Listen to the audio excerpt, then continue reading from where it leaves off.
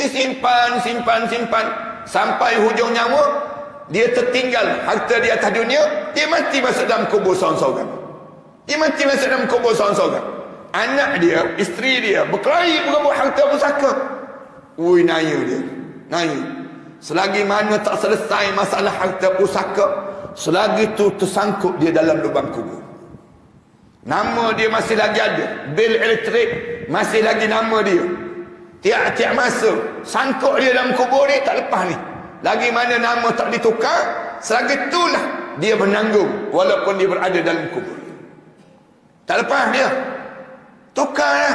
Hari kedua kena tukar dah. Kena ganti dah. Ada dah. Orang lain yang nak tanggung. Berapa banyak dah rumah-rumah yang jadi kosong kerana tak selesai masalah harta pusaka dia sendiri.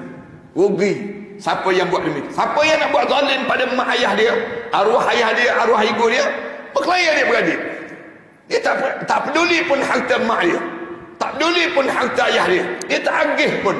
Oh, lagi itulah dia tersangkut dalam kubur, tak lepas dia ke dalam syurga Allah Subhanahu.